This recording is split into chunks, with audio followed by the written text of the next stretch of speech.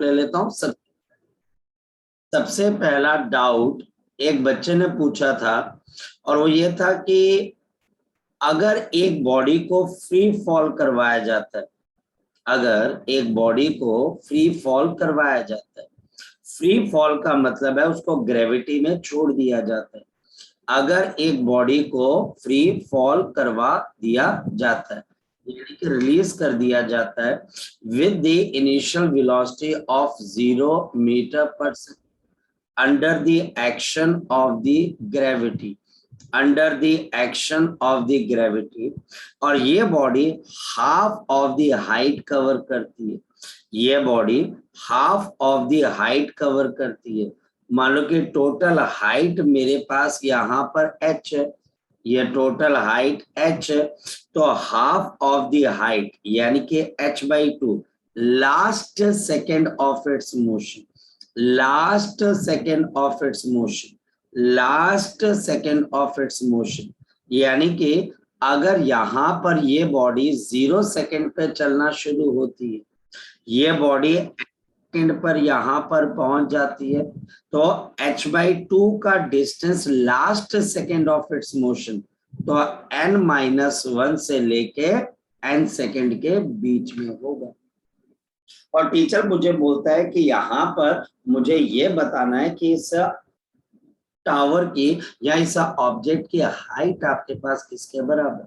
Number one the body, यहाँ पर the body suppose covers, ये बॉडी हम सपोज करते कि कवर आपके पास करती है half of the height in last second and total number of the second, and the total number of the seconds for the motion is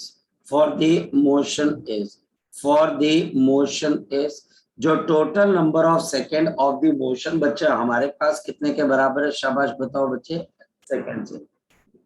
ये body n second पर नीचे पहुंच रही है और ये n-1 सेकेंड है और ये मेरे पास यहाँ पर क्या आ गया बच्चे, आपके पास h/2 हो गया। ठीक, अब इसका मतलब देयरफॉर पहली सिचुएशन आपके पास क्या आ जाएगी, अगर मैं आपको बोलता हूँ यहाँ पर, इसका मतलब बच्चा हमारे पास यहाँ पर पहली सिचुएशन क्या आ जाएगी, जिसके अंदर हम ये बोलते हैं कि distance covered in the nth second, and this is आपके पास u plus of a/2 into 2n-1। यहाँ पर देखिए बॉडी कितना डिस्टेंस कवर कर रही है, -h/2 का, इनिशियल वेलोसिटी 0 है, -g एक्सेलरेशन है 2 और ये nth सेकेंड है तो 2n-1, क्योंकि मुझे सिर्फ ये वाला डिस्टेंस चाहिए, मुझे सिर्फ nth सेकेंड वाला डिस्टेंस चाहिए, ये वाला, तो मैं nth वाला डिस्टेंस निकाल देता हूँ, ये कैंसल हो जाएगा, 2 से 2 भी कैंसल हो जाएगा और h is equal to 10 2n-1, ये पहली इक्वेशन आ गई। Next one second one, body यहाँ पर 0 मीटर पर सेकेंड से n सेकेंड पर यहाँ पर पहुंच रही है, यानी कि अब मैं बात करूंगा यहाँ पर किसकी, मैं यहाँ पर बात कर दूंगा बच्चे यहाँ पर टोटल हाइट की, यानी कि इस टोटल हाइट, ये टोटल हाइट के लिए अब कौन सा फॉर्मूला यूज होगा, S is equal to ut plus half at का स्क्वायर। यहाँ पर हाइट कितनी कवर किया बच्चा हमारे पास, -h 0 इंटू n सेकेंड, पूरा नीचे आ गई ना, तो यहाँ पर तो नॉर्मल फॉर्मूला लग जाएगा, माइनस ऑफ g/2 इंटू मेरे पास आ जाएगा n का स्क्वायर, ये कैंसिल हो जाएगा, यहाँ से h की वैल्यू किसके बराबर आ जाएगी, 5 इंटू n का स्क्वायर, क्योंकि g 10 हो जाता है, यहाँ पर h 10 2n-1, यहाँ पर 5n स्क्वायर, देयरफॉर अब बताओ क्या इक्वेशन आ जाएगी, मेरे पास कंपैरिजन करने से आ जाएगा 5n square into 10 into 2n-1, ये सॉल्व करेंगे तो 2 आ जाएगा, n square is equal to 4n-2 और n square -4n plus of 2 is equal to 0। Quadratic equation बन गई। n is equal to minus of b plus minus under root of b square यानी कि 16 minus of 4ac यानी कि 8 divided by मेरे पास यहाँ पे 2। अब टाइम ज्यादा ही लगेगा, नेगेटिव नहीं हो सकता क्योंकि कम टाइम थोड़ी ना लगेगा। जब कोई बॉडी चलती है तो मैक्सिमम टाइम ही लगती है। तो n is equal to 4 plus of under root of 8/2। यहाँ पे 2 से डिवाइड करेंगे तो आपके पास 4 प्लस ऑफ अंडर रूट 8 कितना हो जाता है 2√2 डिवाइडेड बाई 2 और n is equal to 2 plus of √2 2 plus 1.4 और दिस इज 3.4 सेकेंड में ये बॉडी नीचे पहुंची। ये बॉडी बच्चा हमारे पास 3.4 सेकेंड पर नीचे पहुंच गई। रेस्ट अब हमारे पास क्या रह गया, हाइट निकालनी। तो अब हमारे पास हाइट आप निकाल दीजिए, h इसके अंदर डाल दीजिए। h is equal to 10 into 2 into n 2 into 3.4 minus of. तो h इज इक्वल टू 10 और ये मेरे पास कितना आ जाएगा 6.8 माइनस 1 ये 5.8। तो हाइट आपके पास कितने के बराबर आ जाएगी 58 मीटर की हाइट आ जाएगी। तो ये एक बच्चे का डाउट था, तो उस बच्चे ने अगर उसको क्लैरिटी होगी हो तो वो मुझे बता सकता है, मैसेज कर दे अगर वो ऐसे नहीं बता सकता। नहीं तो बच्चा अगर नहीं समझ में आया होगा फिर मुझसे दोबारा डाउट पूछ सकता है। ऐसी कोई बात नहीं है कि दोबारा डाउट पूछेगा तो मैं उसको बताऊंगा नहीं, बिल्कुल वो दोबारा पूछ सकता है। ओके, नेक्स्ट क्वेश्चन यहाँ पर एक बच्चे ने और भी पूछा था। वो क्वेश्चन बच्चा हमारे पास कुछ इस तरीके से, क्या हमारे पास यहाँ पर एक आपके पास यहाँ पर एक केस समझा गया था। ये बच्चा हमारे पास एक इमेजिनरी केस मैंने बनाया था, रियलिटी नहीं है, इमेजिनरी केस है। हमारे पास यहाँ पर एक इंक्लाइंड प्लेन है और हमारे पास एक ऑब्जेक्ट इस इंक्लाइंड प्लेन के ऊपर जाने की कोशिश कर रही है एट द एंगल थीटा। ये हमारे पास at the angle of theta यहाँ पर। और हमारे पास एक पर्सन क्या कर रहा है बच्चे, एक पर्सन बच्चा हमारे पास यहाँ पर ऊपर जाने की कोशिश कर रहा है। ये पर्सन अगर ऊपर की तरफ को जाएगा, नाउ इसकी वेलोसिटी आपके पास ऊपर की तरफ है, इसकी वेलोसिटी क्या आपके पास कितने कंपोनेंट बन जाएंगे। तो आंसर है मेरे पास 2 कंपोनेंट बन जाएंगे। कौन कौन से 2 कंपोनेंट बन जाएंगे, एक ये वाला, एक आपके पास ये वाला। ये वेलोसिटी ऑफ द मैन है जो कि आपके पास ऊपर जा रहा है। ये एंगल थीटा, तो ये भी एंगल थीटा पैरेलल लाइन की वजह से। और मेरे पास ये आ जाएगा v cos थीटा जो कि आई कैप की तरफ है और v sin थीटा जो कि हमारे पास किसकी तरफ है j कैप की तरफ। अगर यहाँ पर रेन ऊपर से नीचे गिर रही है, अगर यहाँ पर रेन ऊपर से नीचे गिर रही है तो ये कौन सी एक्सिस पे मानी जाएगी आपके पास रेन, या आप minus of we are into J cap आ जाएगा। नो कॉन्सेप्ट क्या कहता है, कॉन्सेप्ट ये कहता है velocity of the rain with respect to the man. So this is the velocity of rain plus, क्योंकि आदमी अपनी वेलोसिटी का नेगेटिव हर जगह जाते हुए देखेगा। ये v आपके पास यहाँ पर m। Why negative? Because the man is the observer। अब हम यहाँ पर वेलोसिटी ऑफ मैन देख लेते हैं किसके बराबर है, v cos theta i cap plus of v sin theta आपके पास j cap. Velocity of rain ये हमारे पास किसके बराबर है minus v are into J cap. तो हमारे पास वी आर की जगह minus v r j cap आ जाएगा और क्योंकि पर्सन ऑब्जर्वर है तो ये नेगेटिव साइन आ जाएगा इसके आगे। तो प्लस ऑफ माइनस, इसके आगे माइनस लगा देंगे तो क्या आ जाएगा, जो पॉजिटिव टर्म्स हैं वो नेगेटिव हो जाएंगे। क्यों, क्योंकि आदमी ऑब्जर्वर है, यह आपके पास ऑब्जर्वर है। जो भी पर्सन ऑब्जर्वर होता है उसकी वेलोसिटी का नेगेटिव जाकर वेलोसिटी इसके अंदर ऐड हो जाता है। तो प्लस आपके पास यहाँ पर v sin थीटा पर नेगेटिव लगा हुआ है तो माइनस ऑफ आपके पास यहाँ पर v sin थीटा और j कैप। अब क्या होता है जे कैप के साथ जे कैप ऐड होगा, आई कैप को रहने देते हैं, तो minus v cos theta i cap आ जाएगा, and minus of we r minus of v sine theta. अगर आप नेगेटिव साइन को कॉमन ले लेते हो तो अंदर पॉजिटिव आ जाएगा, और ये हमारे पास जे कैप आ जाएगा। बस इतनी सी चीज, ये इतनी सी चीज है। तो ये हमारे पास एक हाइपोथेटिकल, ये हमारे पास एक हाइपोथेटिकल सा हमने ऑब्जर्वेशन दिया, एक हाइपोथेटिकल। तो अगर ये भी डाउट उस बच्चे को क्लियर है तो ठीक है, नहीं है तो वो मुझसे कह सकता है, मैं दोबारा फिर समझा दूंगा, ऐसी कोई बात ही नहीं कि नहीं समझ में आएगा।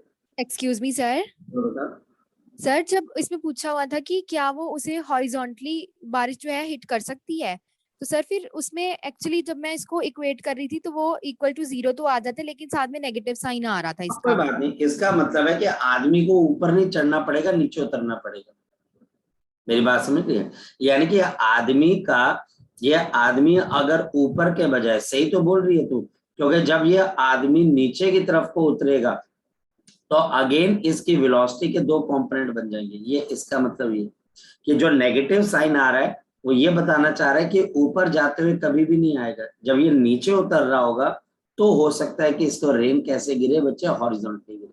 ठीक है, आगे बात ओके सर। आपके यस सर, समझ में आ गई होगी बात, है ना? यस सर, अब पता लग गया। चलो, सो ये बच्चा हमारे पास कुछ एक चीजें थी, डाउट्स पूछते रहा करो।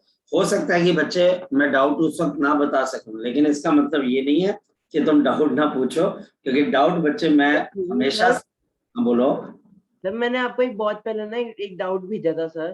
बेटा, हो सकता है वो डाउट मुझसे कई बारी मिसप्लेस हो जाता है, कई बारी बहुत सारे बच्चों के डाउट्स आ जाते हैं, तो दोबारा से सेंड कर देना मुझे, ठीक है बेटा? आज ही कर दूंगा। बिल्कुल। एक्सक्यूज मी सर, बोलो। सर आप प्लीज वो ट्रेन वाला भी एक्सप्लेन कर दोगे जिसमें आपने बताया कि वो इनर्शिया है।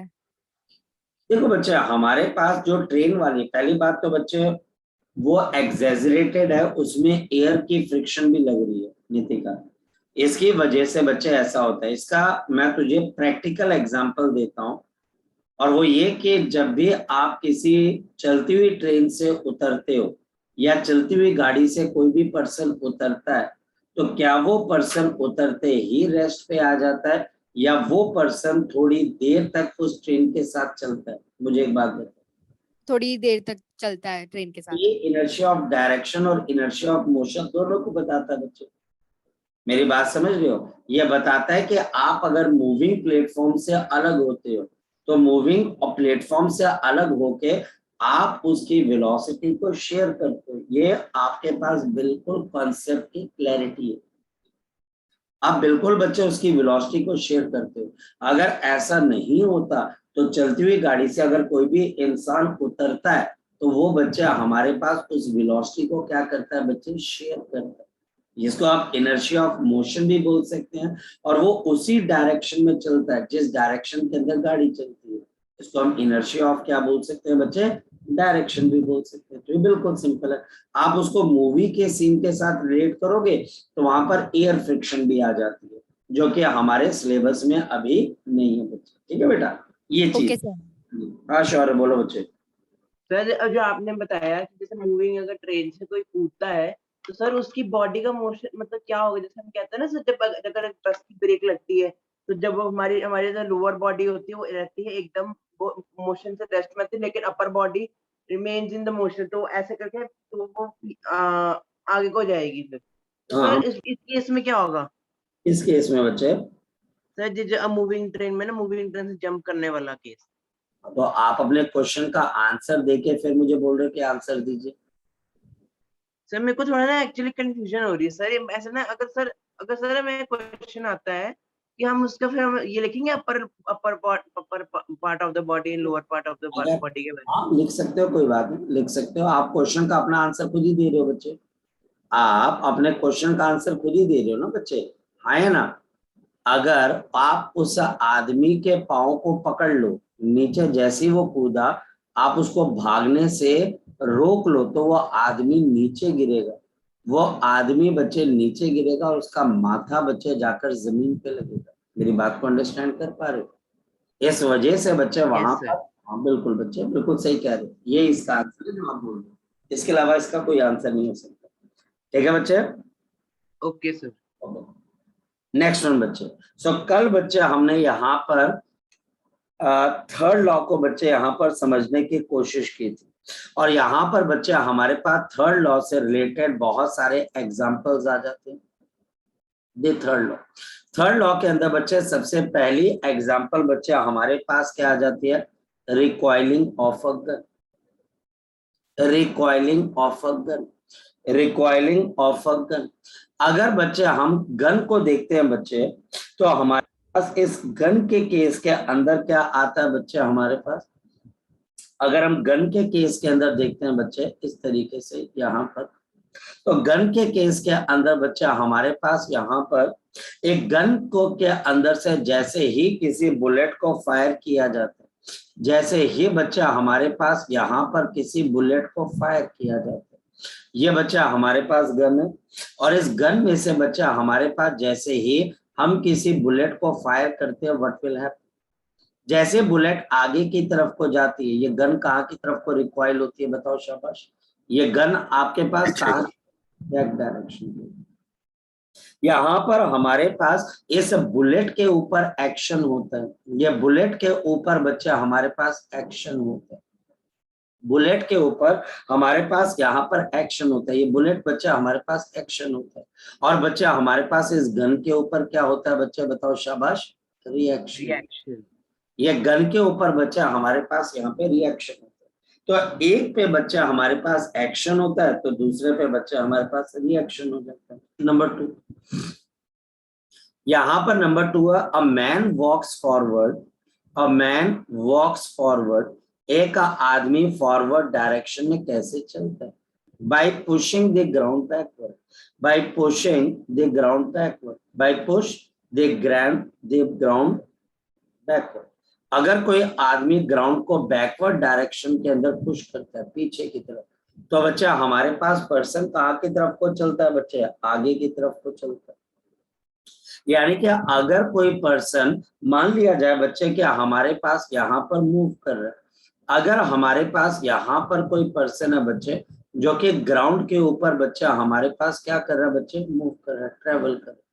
ये पर्सन बच्चा अगर ग्राउंड के ऊपर ट्रेवल कर रहा है, ग्राउंड के ऊपर ये पीछे की तरफ को एक्शन करता है, और रिएक्शन के अंदर यह आदमी कहाँ की तरफ को जाता है? आपके पास आगे की तरफ। रिएक्शन के अंदर ये पर्सन कहाँ की तरफ को जाता है बच्चा? आगे की तरफ को जाता है।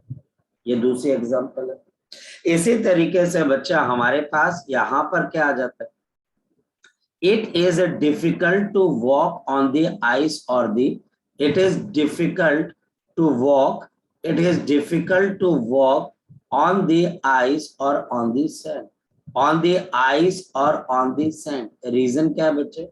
आप वहां पर एक्शन तो करते हो, लेकिन आपको प्रॉपर रिएक्शन नहीं मिलता, और it is difficult. Why it is difficult? Due to the less और the small reaction, due to the small और the less reaction given by the ground. Reaction given by the ground, given by the ground, given by the ground, given by the ground। बच्चे हमारे पास next one हमारे पास यहाँ पर एक conceptual problem भी आती है। कॉन्सेप्चुअल प्रॉब्लम क्या? you can come out from the icy ground, by blowing air out of your mouth, by blowing the air out of your mouth, by blowing the air out of your mouth। समझ में आ रहा है ऐसा क्यों होगा?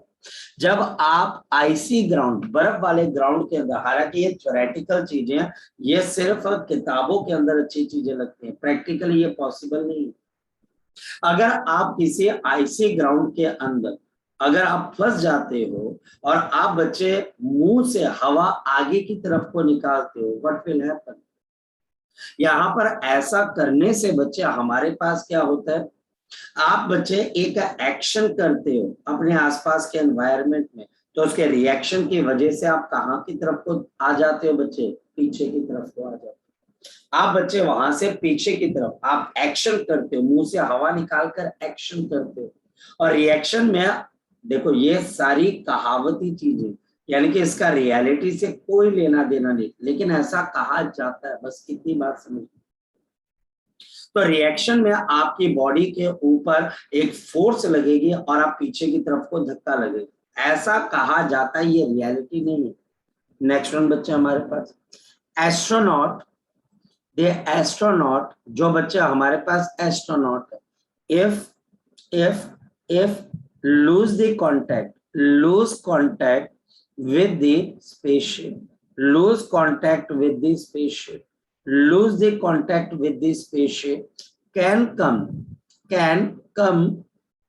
come towards spaceship by throwing spaceship by throwing the cylinder, by throwing the, आप उनको सामान दिया जाता है, बाय थ्रोइंग द ऑब्जेक्ट्स, उनको सामान दिए जाते हैं इसके लिए, by throwing the objects in direction opposite to the spaceship, by throwing the object in the direction opposite to the spaceship, opposite to the spaceship. लग रहा पता बच्चे ऐसा करने से क्या हो जाएगा, बताओ शाबाश, पता लग रहा बच्चे ऐसा करने से क्या हो जाएगा? Yes sir. क्योंकि बच्चे जब वो सामान को अपने से दूर फेंकेगा तो क्या हो जाएगा, जब वो सामान को बच्चे अपने से दूर फेंकेगा बच्चे, तो यहाँ पर स्पेसशिप के अंदर ये पर्सन कहाँ की तरफ को आ जाएगा, दूसरी तरफ को आ जाएगा। और ये रियलिटी, एस्ट्रोनॉट्स को इसकी ट्रेनिंग दी जाती है कि आप एक्शन करोगे और रिएक्शन में बच्चे आप जो है स्पेसशिप की तरफ आना शुरू हो जाओगे। आपकी स्विमिंग कैसे होती है? Due to the Newton's third law of motion. बहुत एग्जांपल है बच्चे, जैसे बच्चा हमारे पास जो रॉकेट्स होते हैं बच्चे, जो रॉकेट्स बच्चे हमारे पास होते हैं वो कैसे मूव करते हैं? रॉकेट्स हमारे पास जो रॉकेट्स होते हैं बच्चे वो हमारे पास कैसे मूव करते हैं? इसके पीछे का बच्चा हमारे पास प्रिंसिपल का अगर बात की जाए तो आंसर है बच्चा हमारे पास again Newton's third law of motion. Again बच्चा हमारे पास Newton third law of motion. यहाँ पर बच्चे जो पीछे की तरफ को धुआं निकलता है वो एक्शन करता है और बदले में बच्चा हमको क्या मिलता है बच्चे, ऊपर की तरफ को रिएक्शन। और हमारा जो रॉकेट है बच्चे वो आपके पास ऊपर की तरफ को जाता है, जो हॉट एयर पीछे की तरफ को निकलती है, जो स्मोक निकलता है वो एक्शन करता है और बदले में बच्चा हमारे पास रिएक्शन बच्चा हमारे पास आ जाता है। हमारे पास बहुत सारी एग्जांपल है। मुझे एक बात बताओ, अगर मान लिया जाए कि एक पर्सन किनारे की तरफ को आता है, एक पर्सन बच्चे बोट से छलांग लगाता है कहाँ की तरफ, किनारे की तरफ। ये बच्चा हमारे पास यहाँ पर बोट है बच्चा आपके पास ऐसे, ये बच्चा हमारे पास यहाँ पर एक बोट है, फोकस करना। यहाँ पर बताओ बच्चे एक पर्सन अगर इस बोट को छोड़कर आगे की तरफ को आता है, यहाँ पर बच्चा हमारे पास एक पर्सन क्या करता है, ये पर्सन बच्चा हमारे पास बोट को छोड़ के कहाँ की तरफ को छलांग लगाता है, किनारे की तरफ। हमारे पास यहाँ पर मैं डायग्राम बना देता हूँ, एक मिनट रुकिएगा। ये पर्सन बच्चा हमारे पास छलांग लगा रहा है और ये बच्चा हमारे पास छलांग लगा रहा है फ्रॉम बोट, यहाँ से इस डायरेक्शन के। ये पर्सन बच्चा हमारे पास यहाँ पर छलांग लगा रहा है और ये बच्चा हमारे पास कहाँ से कहाँ की तरफ को आ रहा है बच्चा आपके पास, ये बोट से आपके पास छलांग लगा रहा है किनारे की तरफ। ये बच्चा हम यहाँ पर इसको ऐसे बना देते हैं, ऐसे।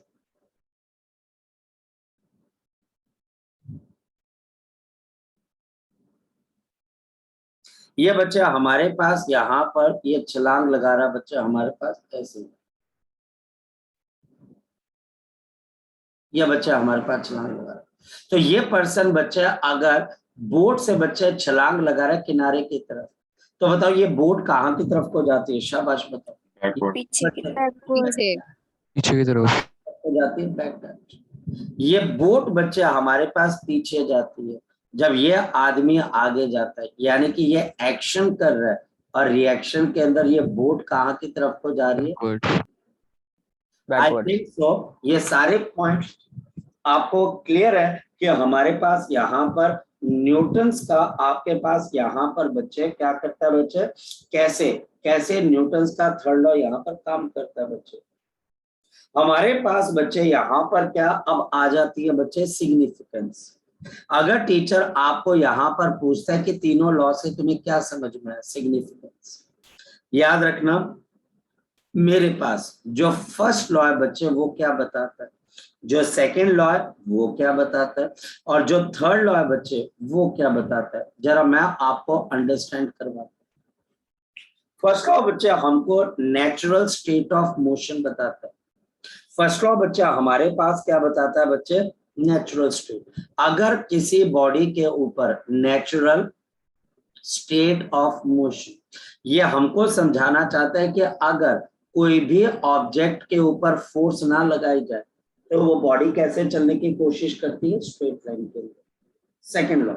सेकेंड लॉ बच्चा हमारे को बताता है कि अगर मेरे पास अनबैलेंस्ड फोर्सेस हैं, अगर मेरे पास अनबैलेंस्ड फोर्सेस हैं, वो भी कौन सी फोर्सेस हैं, एक्सटर्नल।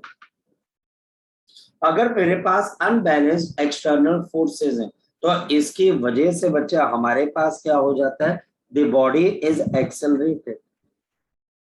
या फिर पर्सन ये बोलता है कि अगर किसी बॉडी के ऊपर अनबैलेंस्ड फोर्सेस लग रही है, एक्सटर्नल है बच्चे, तो जो ऑब्जेक्ट है बच्चे ये अब आपके पास क्या करेगा, नंबर वन, या तो बच्चे इसकी मोशन एक्सेलरेटेड होगी, या फिर इसकी मोशन रिटार्डेड होगी, या फिर ये बॉडी किसके ऊपर जाएगी बच्चे, शाबाश बताओ, कर्व के ऊपर चली जाएगी।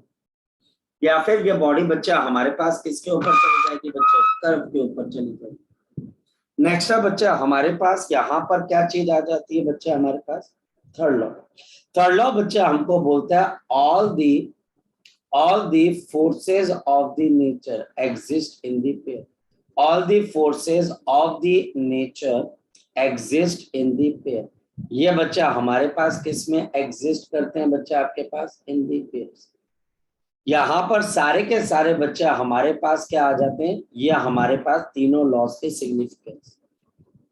इस दुनिया के अंदर बच्चे कोई भी फोर्स बच्चे हमारे पास क्या आ जाती है बच्चे, आपके पास ये तीनों लॉस से हमें चीजों को समझ आ जाती है कि फर्स्ट लॉ बोलता है अगर आप फोर्स नहीं लगाओगे तो बॉडी नेचुरल रहेगी। सेकंड, अगर आप फोर्स लगाओगे तो वह एक्सेलरेट हो सकती है, रिटार्ड हो सकती है, या कर्व पे जाएगी। और थर्ड लॉ, अगर आप कोई फोर्स लगाते हो, जैसे बच्चे यहाँ पर इस धुएं ने नीचे फोर्स लगाई तो इसके इक्वल और ऑपोजिट फोर्स और प्रोड्यूस हो जाती है।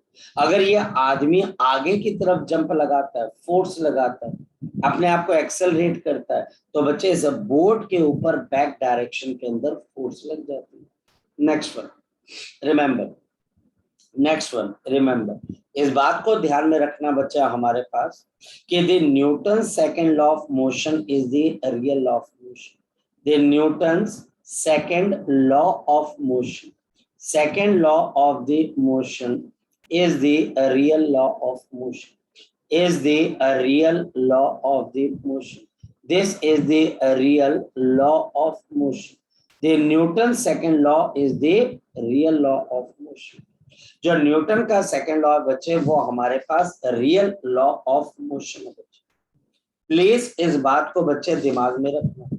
अगर आप इस पॉइंट को दिमाग में रखोगे तो आप कई क्वेश्चंस को हैंडल कर पाओगे, आप कई क्वेश्चंस को बच्चे यहाँ पर क्या कर पाओगे, हैंडल कर पाओगे बच्चे। The Newton second law of the motion is the real law of motion, means the first law and the third law, the first law and the third law, जो फर्स्ट लॉ और जो मेरे पास यहाँ पर third law can be derived, ये बच्चे हमारे पास derive किए जा सकते हैं। कहां से? This can be derived from the आपके पास सेकेंड लॉ में से फर्स्ट लॉ और थर्ड लॉ, इसको हम क्या कर सकते हैं, डिराइव कर सकते हैं, यानी कि हम निकाल सकते हैं। तो कोई बहुत मुश्किल चीज आपके पास नहीं। अब बच्चे हमारे पास आज हम एक नई चीज शुरू करेंगे बच्चे, और यहाँ पर बच्चे आज हम शुरू करेंगे some common forces of the mechanics. Point है बच्चे, some common forces of the mechanics, number 1, and FBD, common forces of the mechanics. And बच्चा हम आज शुरू करेंगे FBD. FBD का मतलब है फ्री, और फिर B का मतलब है बॉडी, और D का मतलब है बच्चे डायग्राम. यानी कि अब हम यहाँ पर इसके न्यूमेरिकल्स कैसे होंगे इस पे ध्यान देंगे. ये सारी चीजें अब हो चुके हैं, पहले लेवल के न्यूमेरिकल्स भी हो चुके हैं. अब हम यहाँ पर थोड़ा सा अपने आप को एडवांस करेंगे, एक स्किल को डेवलप करेंगे. These are some common forces of the mechanics. और हम यहाँ पर देखना शुरू करेंगे कि फ्री बॉडी डायग्राम क्या है, फ्री बॉडी डायग्राम बनाते कैसे. बहुत इजी. सबसे पहले हम यहाँ पर सबसे पहले बच्चे जो आपकी सबसे पहली फोर्स होगी वो होगी weight of the body. Weight, weight बच्चे हमारे पास है mg. अब ध्यान से देखते रहना बच्चे, mg. ये बच्चे हमारे पास यहाँ पर mg वेट. किसी भी ऑब्जेक्ट जिसका मास m kg है बच्चे, और जिसको मैंने ग्राउंड के ऊपर रख दिया, तो ग्राउंड के ऊपर रख दिया तो इस बॉडी के सेंटर से, इस बॉडी के सेंटर से बच्चा हमारे पास वेट कहाँ की तरफ को लगेगा, नीचे की तरफ. ये ग्रेविटी की वजह से लगता है बच्चे. ये हमारे पास वो फोर्स है जिसकी वजह से अर्थ हमें पुल कर रही है, mg. जैसे कि हमारे पास मान लिया जाए कोई एक ऑब्जेक्ट है बच्चा हमारे पास. अगर इस ऑब्जेक्ट का मास बच्चे मेरे पास 10 kg के बराबर है, तो बताओ इसके लिए mg की वैल्यू कितने के बराबर आ जाएगी, शाबाश बताओ. इसके लिए mg की वैल्यू किसके बराबर आ जाएगी मेरे पास, ये हमारे पास यहाँ पर आ जाएगी 100 न्यूटन. ये बच्चा हमारे पास इसकी वैल्यू कितने के बराबर है, 100 न्यूटन. तो बच्चा बोलता है कि सर ये क्या हुआ, तो मैं बोलता हूँ ये एक्शन हुआ. ये क्या है बच्चा, हमारे पास ग्राउंड है, ये हमारे पास एक्शन हुआ. तो रिएक्शन क्या होता है, mg. और वो रिएक्शन अर्थ के सेंटर पे प्रोड्यूस होता है. लेकिन क्या है, याद रखना मेरे बच्चों, लेकिन बच्चे याद रखना, ये जो बच्चे हमारे पास रिएक्शन है ये कभी हम ड्रॉ नहीं करते. ये कहाँ पर रिएक्शन प्रोड्यूस होता है, at the centre of the earth. ये रिएक्शन सेंटर ऑफ अर्थ के ऊपर प्रोड्यूस करता है. लेकिन बच्चे हम इसको अवॉइड करते बनाना, हम इसको अवॉइड करते हैं. बच्चा बोलता है सर क्यों, क्योंकि we are not studying the earth. जो अर्थ है बच्चे हम उसको स्टडी नहीं करते. आप फोर्सेस उसके ऊपर बनाएंगे जिस बॉडी को आप स्टडी कर रहे. जैसे कि बच्चे मैं इस ऑब्जेक्ट को स्टडी कर रहा हूं तो मैं इसके ऊपर फोर्सेस बनाऊंगा. सबसे पहला काम है, अगर आपको m kg की बॉडी मिल रही है तो आप जो वेट बनाओगे बच्चे वो हमारे पास mg का होगा. और ये बच्चे हमारे पास बॉडी के सेंटर से अर्थ के सेंटर की तरफ हो जाएगा. इवन अगर मेरे पास किसी ऑब्जेक्ट को मैं हवा में लटका दूं तो क्या होगा, जरा बता दो. अगर मैं किसी ऑब्जेक्ट को हवा में लटका दूं तो बताओ क्या हो जाएगा. ये देखिए, ये बच्चा हमने इस ऑब्जेक्ट को हवा में लटका दिया. अब बताओ क्या हो जाएगा, बताओ. ये ग्राउंड से बच्चा हमारे पास अगर किसी हाइट पर भी होगी तो भी बच्चे इसका mg कहाँ की तरफ को लगेगा, बच्चे बताओ. इसका mg इसके सेंटर से ग्राउंड की तरफ लगेगा. ये mg बच्चे याद रखना, ग्राउंड से, जो ग्राउंड है, मैं अर्थ की बात कर रहा हूँ, ग्राउंड की बात कर रहा हूँ, जो मैं अर्थ की बात कर रहा हूँ, ग्राउंड से बात कर रहा हूँ, वहां से बच्चे कितने एंगल पे होगा, π/2. बट यहाँ पर मैं आपको बताता हूँ, नो नीड ऑफ मेंशन. आप ये किसी को मेंशन नहीं करोगे लेकिन आप बनाओगे जरूर. आप किसी को मेंशन नहीं करोगे पर बनाओगे जरूर. क्या आपके पास बच्चे मेंशन नहीं करना, लेकिन पता होना चाहिए कि mg जो है वो बच्चे हमारे पास, ये मेरे पास एक रोप है, एक स्ट्रिंग है, और ये ऑब्जेक्ट इस वक्त हवा में, फिर भी इसका mg कहाँ की तरफ को लगेगा, ग्राउंड की तरफ. और mg एक वेक्टर क्वांटिटी है और इसकी डायरेक्शन ग्राउंड से कौन से एंगल पे होगी बच्चे, π/2, यानी कि 90 डिग्री पे हो जाएगी. नेक्स्ट वन, अगर ये बॉडी इंक्लाइंड प्लेन पे आ जाए तो क्या हो जाएगा. सपोज कि मेरे पास यहाँ पर इंक्लाइंड प्लेन है, सपोज कि मेरे पास यहाँ पर इंक्लाइंड प्लेन, ये इंक्लाइंड प्लेन मतलब एक ऐसी सरफेस जो कि बच्चे ग्राउंड से एक एंगल थीटा के ऊपर, ये हमारे पास यहाँ पर एंगल थीटा इंक्लाइंड प्लेन है. इसके ऊपर मैंने किसी ऑब्जेक्ट को रख दिया, ये देखिए यहाँ पर बच्चे हमने ऑब्जेक्ट को रख दिया, ये ऑब्जेक्ट को रख दिया। अब बताओ बच्चे हमारे पास क्या होगा? जो इंक्लाइंड प्लेन का ये वाला हिस्सा है, ये ग्राउंड को रिप्रेजेंट करेगा, बिल्कुल। अब बताओ mg कहाँ की तरफ को लगेगा? शाबाश बताओ, ये mg लग गया नीचे। अब बताओ mg के कितने कंपोनेंट्स बन जाएंगे यहाँ पर? शाबाश बताओ, ये अगर mg लग गया तो mg के कितने कंपोनेंट्स बन जाएंगे? शाबाश बताओ, एक बन जाएगा यहाँ और एक बन जाएगा बच्चे हमारे पास यहाँ, बिल्कुल। अब देखा ना, वेक्टर्स की समझ है तो ये भी समझ में आ जाएगा। ये एंगल बताओ कितने के बराबर है? 90 डिग्री। तो ये कितना है? 90 माइनस थीटा। तो बताओ ये वाला एंगल किसके बराबर आ जाएगा? थीटा। इस वजह से अब इसके वेट के दो कंपोनेंट बन जाएंगे, mg sin थीटा जो कि अलोंग इंक्लाइन प्लेन है, और दूसरा बच्चे mg cos ऑफ थीटा जो कि बच्चे हमारे पास किसके परपेंडिकुलर है? इंक्लाइन प्लेन के परपेंडिकुलर। ये तीन केसेस तो बच्चे आपको आने चाहिए। देखो फ्री बॉडी डायग्राम अब तब बनाओगे जब आपको सारी फोर्सेस का अंदाजा हो जाए, तब। लेकिन बच्चे जब तक आपको सारी फोर्सेस का अंदाजा नहीं है तो भाई आप इसको एज इट इज ही रहने दीजिएगा, आप इसको एज इट इज ही रहने दीजिएगा, आप कभी भी इसको चेंज मत करिए। चलिए अब चलते हैं बच्चे हम आगे की तरफ और चीजों को अंडरस्टैंड करते हैं, देखते हैं। नेक्स्ट फोर्स, ये तो था बच्चा हमारे पास वेट। अब दूसरी चीज है बच्चे हमारे पास यहाँ पर नॉर्मल रिएक्शन। अब नॉर्मल रिएक्शन जैसे ही बच्चे को दिमाग में आता है तो पहला मिसकॉन्सेप्शन, इसको कैपिटल R से भी डिनोट कर देते हैं या फिर कई बुक्स इसको N से डिनोट कर देती है। पहली मिसकॉन्सेप्शन बच्चे दिमाग से आप निकाल देना, this is not a reaction, this is not the reaction, this is not the reaction of the force mg, of the force mg। कई बारी बच्चा रिएक्शन वर्ड को पढ़कर क्या बोलता है बच्चे? बोलता है अच्छा ये रिएक्शन है, ये इसका मतलब इसका कोई ना कोई एक्शन भी होगा। ऐसा नहीं है बच्चे, this is not the reaction of the force mg। कई बारी बच्चा इसको mg फोर्स का रिएक्शन बना देता है जो कि गलत है।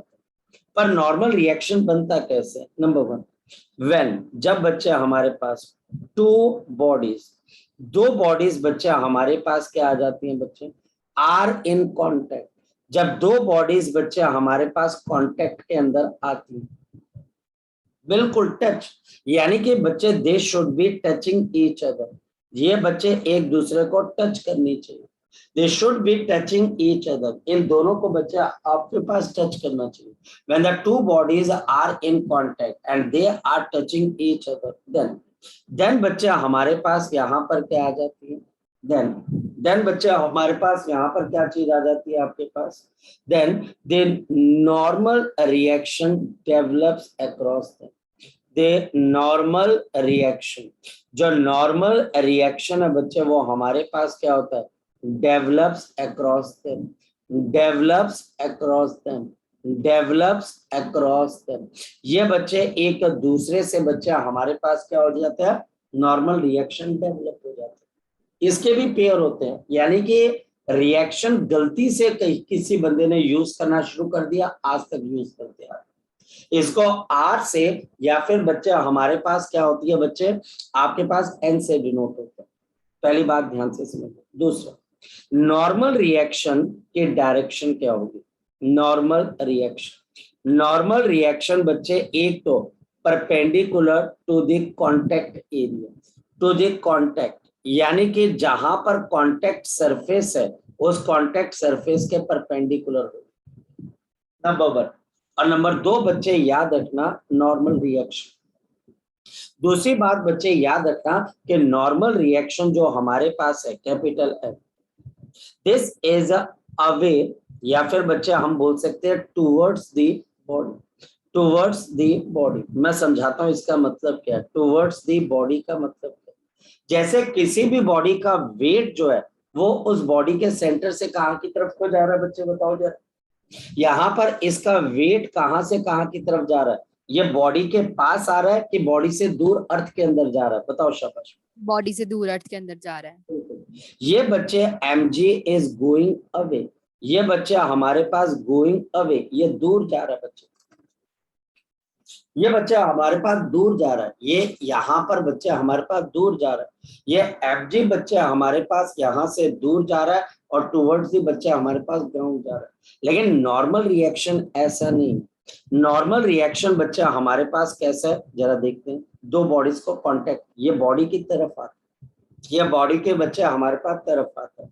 जैसे फॉर एग्जाम्पल, अब ध्यान से चीजें देखना क्योंकि अब चीजें थोड़ी थोड़ी मुश्किल होने लग जाएगी। ये एक ऑब्जेक्ट है, इसका कांटेक्ट नीचे वाली ग्राउंड के साथ है, फोकस करना, ग्राउंड के साथ यहाँ पर इसका कांटेक्ट हुआ और ग्राउंड के साथ जैसे इसका कांटेक्ट हुआ बच्चा हमारे पास, तो क्या हुआ, ग्राउंड से इसको एक नॉर्मल रिएक्शन मिलेगा। इसको ग्राउंड से बच्चा हमारे पास क्या मिलेगा, एक नॉर्मल रिएक्शन, और बदले में ये भी ग्राउंड को क्या देगा बच्चे, नॉर्मल रिएक्शन। अब होता क्या है बच्चे, ये नॉर्मल रिएक्शन को हम बनाना क्या करते हैं बच्चे, अवॉइड कर जाते हैं, जिससे बच्चे को क्या लगता है, अच्छा ये बॉडी का mg नीचे लग रहा है और नॉर्मल रिएक्शन ऊपर, तो बच्चा क्या बोलता है गलती से, बताओ शाबाश, बच्चा गलती से क्या बोलता है कि mg एक्शन हो गया तो n क्या हो गया, उसका रिएक्शन हो गया, जबकि ये गलत है। याद रखना, क्योंकि एक्शन और रिएक्शन एक ही बॉडी पे थोड़ी ना बनते हैं। क्या एक्शन और रिएक्शन एक ही बॉडी पे बनते हैं कि अलग अलग बॉडी पे बनते हैं, अलग अलग बॉडी पे। तो एक ही बॉडी के ऊपर ये एक्शन भी हो गया, रिएक्शन भी हो गया, तो ये तो फालतू बात हुई ना, क्योंकि न्यूटन थर्ड लॉ ये बोलता है action and the reaction are equal and opposite and they acts on the different bodies and they acts on the different bodies and they acts on the different bodies. ये normal reaction contact की वजह से, मतलब अगर ये object हवा में ऊपर की तरफ को उठ जाए तो बताओ क्या हो जाए, अगर यही ऑब्जेक्ट हवा में उड़ जाए तो बताओ बच्चे नीचे वैसे का वैसा ग्राउंड है।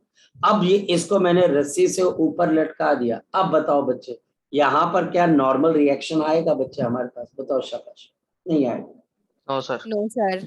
ये कांटेक्ट लूज हो गया, फिर आप कैसे कह सकते हो कि mg का रिएक्शन नॉर्मल रिएक्शन है, नहीं हो सकता ना, क्योंकि अगर ये यहाँ पर सच है तो यहाँ पर भी होता है, यहाँ पर mg तो लगता रहेगा, ये बच्चा हमारे पास mg तो लगता रहेगा, लेकिन यहाँ पर normal reaction zero, why, there is no contact.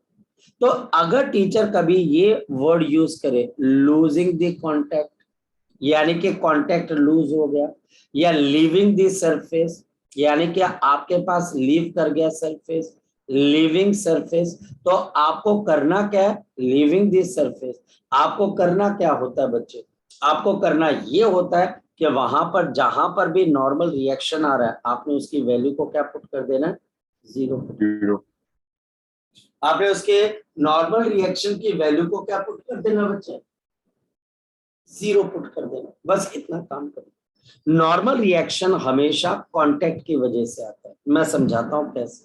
जैसे कि हमारे पास अब ये दो ऑब्जेक्ट्स हैं, ऑब्जेक्ट नंबर 1 और ऐसे बच्चा हमारे पास यहाँ पर ऑब्जेक्ट नंबर 2, ये देखो कांटेक्ट बन गया। अब बताओ बच्चे, अब यहाँ पर मेरे पास इन दोनों बॉडीज को ग्राउंड के ऊपर भी रखा हुआ, ये ग्राउंड के ऊपर भी रखा हुआ। अब बताओ बच्चे कितने कांटेक्ट बने, तो आंसर है बच्चे हमारे पास यहाँ पर एक कांटेक्ट दोनों के बीच में बना और इन दोनों का ग्राउंड से बना।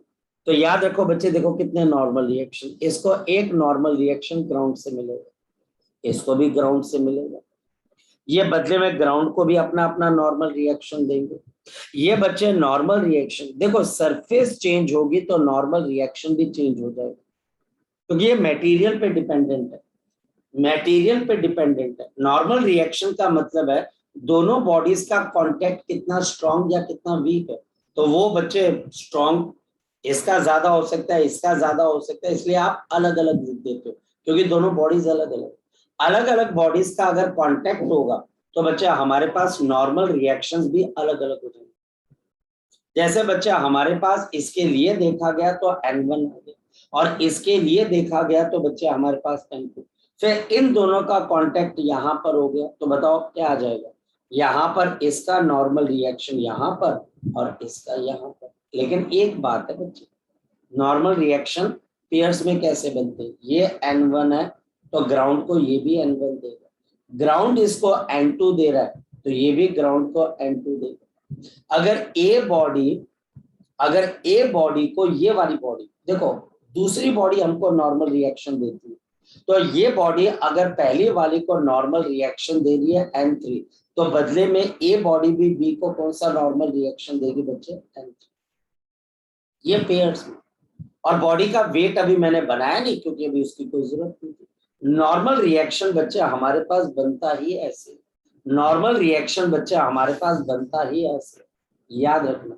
नॉर्मल रिएक्शन का मतलब है कि हमने जब उस बॉडी को कांटेक्ट में लेके आए तो वहां पर कांटेक्ट की वजह से नॉर्मल रिएक्शन डेवलप हो जाता है, जो बॉडी के सरफेस के परपेंडिकुलर होता है और बॉडी की तरफ जाए, और ये सरफेस के ऊपर डिपेंडेंट है। यहाँ पर अलग अलग क्यों हो गए? ये N1 है, ये N2 है, क्योंकि बच्चे दोनों बॉडीज अलग अलग है। ये ग्राउंड से अपनी अपनी इंटरेक्शन कर रहे हैं, ए और बी की भी आपस में इंटरेक्शन हो रही है, तो इनका भी नॉर्मल रिएक्शन है। और नॉर्मल रिएक्शन पेयर्स में प्रोड्यूस होता है और इसका Mg से कोई लेना देना नहीं, इसका Mg से कोई लेना देना नहीं। मैं अगर एक बॉडी को अब इंक्लाइन प्लेन पे रख देता हूँ, ये बॉडी को मैंने इंक्लाइन प्लेन पे रख दिया, सपोज कि यहाँ पर मैंने एक बॉडी को किसके ऊपर रख दिया बच्चे? इंक्लाइन प्लेन के ऊपर। ये बच्चे हमने एक बॉडी को किसके ऊपर रख दिया बच्चे? इंक्लाइन प्लेन पे। और ये मेरे पास एंगल किसके बराबर आ गया बच्चे? बता दो जरा, थीटा के बराबर। मैंने इसको इंक्लाइन प्लेन पे रख दिया। बताओ अब नॉर्मल रिएक्शन कहाँ पर आएगा? बताओ शाबाश। ये बच्चे अब नॉर्मल का मतलब होता है परपेंडिकुलर। जहां पर कांटेक्ट बना, कांटेक्ट यहाँ पर बना, जहां पर कांटेक्ट बना बच्चे, ये इससे परपेंडिकुलर डायरेक्शन में डेवलप हो जाएगा। ये बच्चे हमारे पास नॉर्मल रिएक्शन है N, और बदले में बच्चे हमारे पास ये भी इंक्लाइन प्लेन को क्या देगा? नॉर्मल रिएक्शन N दे देगा। ये बच्चे हमारे पास N, और ये बच्चे इसका Mg अपने आप नीचे की तरफ को लगता रहेगा, तो क्या मुश्किल है? ये नॉर्मल रिएक्शन है बच्चे ऑन दी ब्लॉक। ये ब्लॉक के ऊपर बच्चे नॉर्मल रिएक्शन आ गया बच्चे। ये perpendicular to the surface contact surface होता है, ये बात ध्यान रखिए। ये perpendicular to the contact surface होता है, ये बात बच्चे बहुत अच्छे से ध्यान में। मतलब क्या हो गया? ध्यान से समझना। अगर मेरे पास यहाँ पर दो बॉडीज है, फोकस करना, बॉडी नंबर 1 और ये बच्चे हमारे पास बॉडी नंबर 2, क्या यहाँ पर नॉर्मल रिएक्शन आपको नजर आ रहा है कहीं? ये दोनों बॉडीज का अगर आपस में कोई कांटेक्ट एस्टेब्लिश हो रहा है तो नॉर्मल रिएक्शन आ रहा है? बिल्कुल आ रहा है। बताओ कहाँ कहाँ पर आ रहा है नॉर्मल रिएक्शन? ये बच्चे इसकी वजह से नॉर्मल रिएक्शन आएगा, और बच्चे इस बड़ी बॉडी की वजह से ये छोटे पे नॉर्मल रिएक्शन आएगा। ये नॉर्मल रिएक्शन बच्चे कांटेक्ट सरफेस के परपेंडिकुलर हो जाते हैं, तो ये N आ गया और ये भी N आ गया। अगर कोई पर्सन नीचे ग्राउंड बना देता है तो ग्राउंड से भी नॉर्मल रिएक्शन आ जाएगा। बताओ क्या कौन सा नॉर्मल रिएक्शन आ जाएगा? ग्राउंड से बच्चे इसके ऊपर की तरफ को नॉर्मल रिएक्शन आ जाएगा। यह बच्चा हमारे पास ऊपर की तरफ नॉर्मल रिएक्शन। अगर आप यहाँ पर एक दीवार बना देते हो तो दीवार की वजह से इसके ऊपर नॉर्मल रिएक्शन आ जाएगा। तो नॉर्मल रिएक्शन बच्चा हमारे पास जहां पर कांटेक्ट है वहां पर आ जाएगा। तो नीचे वाले की वजह से बच्चे मान लो ये N1 आ गया और दीवार की वजह से यहाँ पर बच्चे हमारे पास N2। तो नॉर्मल रिएक्शन हर जगह पे जहां पर कांटेक्ट है, और ये Mg से अलग फोर्स है, और ये Mg का रिएक्शन तो कतई नहीं। कभी भी अगर कोई बच्चा तुम्हें बोले तो आपने मना कर देना है, बोलो हाँ ये Mg के साथ किसी बॉडी पे लगती जरूर है, लेकिन इसका मतलब बच्चा हमारे पास ये नहीं है कि आप ये बोले कि यहाँ पर ये Mg का रिएक्शन, नाम इसका नॉर्मल रिएक्शन है, लेकिन ये बच्चे Mg की रिएक्टिव फोर्स बिल्कुल भी नहीं। ओके, नेक्स्ट है बच्चा हमारे पास नॉर्मल रिएक्शन के बाद tension in the string. Next is the tension in the string या tension in the rope. Tension in the string, tension in the string और tension in the rope. Tension, इसको बच्चे हम कैपिटल T से denote करेंगे। जब भी बच्चे हम यहाँ पर टेंडेंसी रखते हैं बच्चे, जब भी बच्चा हमारे पास there will be a tendency to stretch the rope, tendency to stretch the rope, tendency to stretch the rope, tendency to stretch the rope of the, to stretch the rope of the आपके पास certain material. तो बच्चे इसमें हमारे पास tension generate हो जाती है, tension is generated, यहाँ पर टेंशन आपके पास क्या हो जाएगी, जनरेट हो जाएगी। टेंशन बच्चा हमारे पास यहाँ पर जनरेट हो जाती है। जैसे बच्चे आप एक रस्सी को लीजिए, आप उस रस्सी को क्या करिए बच्चे, एक हवा के अंदर लटका दीजिए, क्या उसके अंदर कोई टेंशन होगी बच्चे हमारे पास? बिल्कुल भी नहीं। आप एक रस्सी को अगर हवा में लटका देते हैं तो उसमें कोई टेंशन नहीं होती है, क्योंकि हवा आती है तो ये मूव करना शुरू कर देती है, कोई टेंशन नहीं। लेकिन बच्चे अगर आप इस रस्सी के इस एंड को तो यहाँ पर आपने सीलिंग के साथ जोड़ दिया और रस्सी के दूसरे हिस्से को नीचे की तरफ को पुल करना शुरू कर दो, तो बताओ क्या हो जाएगा? आप इस रस्सी को पुल कर देते हैं तो बताओ क्या हो जाता है? हमारे पास इस रस्सी में खिंचावट प्रोड्यूस होती है और इसमें बच्चे ऐसा लगता है कि ये रस्सी खिंच रही है, और जब ये रस्सी खिंचती है बच्चे तो इसमें क्या प्रोड्यूस हो जाती है बच्चे हमारे पास? टेंशन। इस रस्सी के अंदर हमारे पास क्या प्रोड्यूस हो जाती है बच्चे? टेंशन। जब आप इसको नीचे पुल कर, टेंशन बच्चे हमेशा पेयर्स में प्रोड्यूस होती है, याद रखें, टेंशन हमेशा पेयर्स में प्रोड्यूस हो जाती है। पेयर्स में कैसे? नीचे वाले एंड से जैसे आपने खींचा तो यहाँ पर इसकी वजह से टेंशन ऊपर आ, और सीलिंग की वजह से बच्चा हमारे पास टेंशन टी नीचे की तरफ को आ गई, ये टेंशन टी आ गई। टेंशन टी बच्चे हमेशा आपके पास किस में प्रोड्यूस होती है? पेयर्स के अंदर।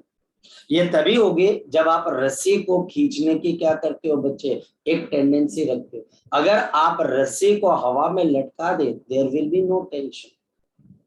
जब आप किसी पानी की बोतल को उठाते हो, उसके साथ वाला जो स्ट्रैप होता है उसमें एक टेंशन क्रिएट हो जाती है, जिसकी वजह से वो बोतल आपके साथ जुड़ जाती है, आपके साथ जाना चाहती है। आप रस्सी में जो खिंचावट प्रोड्यूस होती है उसको आप क्या बोलते हैं बच्चे? टेंशन प्रोड्यूस होती है। और टेंशन बच्चे हमारे पास दूसरी चीज याद रखना, टेंशन आपके पास चीजों को पुश कर सकती है कि पुल करती है बच्चा हमारे पास? तो tension pulls the object. Tension कभी भी पुश नहीं कर सकते, आप रस्सी से चीजों को खींच सकते हो। तो टेंशन क्या करती है? जैसे बच्चे आपने यहाँ पर कोई ब्लॉक रख दिया तो ये वाली इस ब्लॉक की टेंशन इसको ऊपर खींचेगी, और सीलिंग के साथ जो रस्सी जुड़ी हुई है उसकी टेंशन सीलिंग को कहां पर खींचेगी? नीचे की तरफ। सीलिंग वाली टेंशन उसको नीचे खींच रही है और मास वाली टेंशन उसको ऊपर खींच रही है, यानी कि टेंशन पुल करती है, पुश नहीं कर सकती। यानी कि रस्सी से आप किसी सामान को धक्का नहीं दे सकते, खींच सकते। नेक्स्ट वन बच्चा हमारे पास, अगर बच्चा हमारे पास रस्सी मासलेस है, अगर बच्चा हमारे पास रस्सी मासलेस है, विदाउट ब्रेकेज है, यानी कि कोई ब्रेकेज नहीं है उसके अंदर, कोई ब्रेकेज नहीं, विदाउट ब्रेकेज है, और बच्चा हमारे पास सेम मटेरियल, और बच्चा हमारे पास यहाँ पर क्या है? सेम मटेरियल, और या फिर बच्चा हमारे पास सेम मटेरियल मासलेस आ गई, विदाउट ब्रेकेज आ गई, या सेम मटेरियल की बच्चा हमारे पास चीज आ गई, तो हमारे पास क्या हो जाएगा? याद रखना, आपके पास tension is identical all over, the tension is identical on the complete rope, tension is identical on the complete rope. इस पूरी रूट के ऊपर बच्चे टेंशन हमारे पास क्या हो जाएगी? आइडेंटिकल हो जाएगी। याद रखना, ये टेंशन बच्चा हमारे पास किसकी वजह से है बच्चे? ब्लॉक की वजह से, और ये टेंशन किसकी वजह से है बच्चा? हमारे पास सीलिंग की वजह से। और ये दोनों टेंशन सेम क्यों ले रहा हूं बच्चे? पहली बात, रस्सी एक है, मासलेस मानते हैं, विदाउट ब्रेकेज है, और इन सबका मटेरियल सेम है। तो मतलब क्या हुआ? अगर मेरे पास यहाँ पर एक आगे ऑब्जेक्ट, ये मेरे पास यहाँ पर दूसरी ऑब्जेक्ट आ गई, और ये मेरे पास तीसरी ऑब्जेक्ट आ गई, एक रस्सी मैंने यहाँ लगाई, एक रस्सी मैंने यहाँ लगाई, अब बताओ इन दोनों रस्सियों के अंदर ब्रेकेज आ गई है? बिल्कुल आ गई है ब्रेकेज। रस्सी में तोड़कर आपने बीच में एक मास को और डाला। ये बच्चे हमारे पास ए आ गया, ये बी आ गया और ये आ गया सी। ए बी और सी ब्रेकेज आ गई बच्चे। देखो ए और सी के बीच में बी आ गया तो रस्सी में ब्रेकेज आ गई, तो क्या हो जाएगा? इस ए बॉडी की वजह से टेंशन ये आ जाएगी। ये बच्चे हमारे पास ए बॉडी की वजह से, क्योंकि टेंशन ऑब्जेक्ट्स को खींचती है, तो बी की वजह से भी टेंशन आपके पास क्या आ जाएगी? टी। ये पेयर्स में प्रोड्यूस हो रही है और अपोज करती है।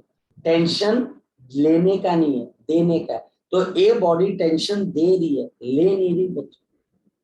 इसी तरीके से बी की वजह से अब दूसरी रस्सी में टेंशन क्या आ जाएगी बच्चे? हमारे पास T1 आ जाएगा। ऐसा क्यों? क्योंकि रस्सी अलग होगी। और सी की वजह से बच्चे यहाँ पर टेंशन आपके पास क्या आ जाएगी? T1।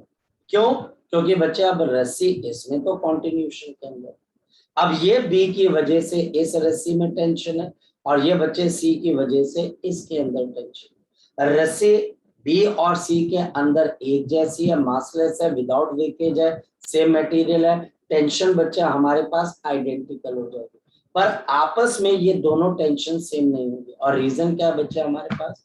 रीजन तो बड़ा सिंपल सा बच्चे हमारे पास, और वो ये बच्चा हमारे पास यहाँ पर, क्योंकि इन दो रस्सियों के बीच में ब्रेकेज है, बीच में एक मास आ गया। These are not the rope in continuation. इस रोप के कॉन्टिन्यूटी को ब्रेक कर दिया गया, तो टेंशन अलग अलग है। हमको सबसे पहला काम बच्चे अब यही समझ में आना चाहिए कि जब भी अब आपके पास कोई भी किसी भी किस्म की आपके पास डायग्राम बनाई जाती है, तो अब मैं सिर्फ आपको इंट्रोड्यूस करके छोड़ रहा हूं, बाकी चीजें अब हम कल देखते हैं। एफबीडी कैसे बनाते हैं मैं बताता हूँ।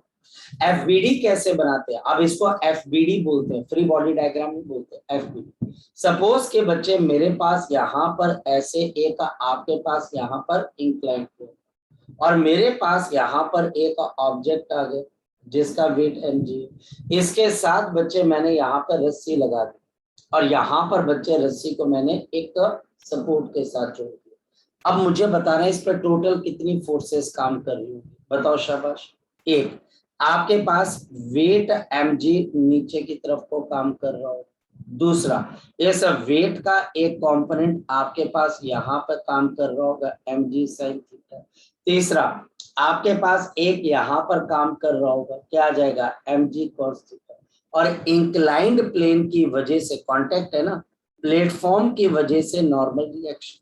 ये नॉर्मल रिएक्शन कौन दे रहा है बच्चे आपको? ये प्लेटफॉर्म दे रहा है, ये प्लेटफॉर्म दे रहा है। नॉर्मल रिएक्शन बच्चे आपको यहाँ पर प्लेटफॉर्म दे रहा है। mg कौन दे रहा है बच्चे आपको? शाबाश बताओ बच्चे, ये आपको अर्थ दे रही है।